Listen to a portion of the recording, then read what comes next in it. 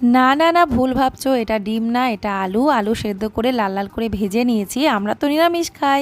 তো এখানে বানাচ্ছি পাঁপড়ের কালিয়া। এখানে তেলের মধ্যে দিয়ে দিয়েছি মেথি, গোটা গরম মশলা, তেজপাতা, তারপরে দিয়ে দিলাম এখানে আদা, কাঁচা লঙ্কা, টমেটোর পেস্ট, তারপরে দিয়ে দিলাম এখানে হলুদ, তারপরে দেবো 1 চামচ জিরের গুঁড়ো, 1 চামচ ধনে গুঁড়ো, দিয়ে তারপরে লবণ দেবো, একটুখানি চিনি দেবো, দিয়ে ভালো করে কষিয়ে নেব।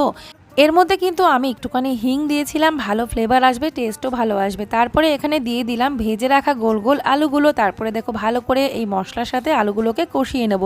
ভীষণ টেস্টি হয় কিন্তু এই পাঁপড়ের কালিয়া, একদম নিরামিষ তরকারি, এমনই যেটা তোমরা আমিষ রান্না ভুলে যাবে। তারপরে দিয়ে দিলাম এখানে জল, তোমরা চাইলে মাখা মাখা করতে পারো, ঝোল ঝোল করতে পারো। তারপরে ঝোলটা যখন ফুটে উঠবে, আলু সেদ্ধ হয়ে গেলে আমি দিয়ে দেবো এর মধ্যে পাঁপড়গুলো, ভাজা পাঁপড়।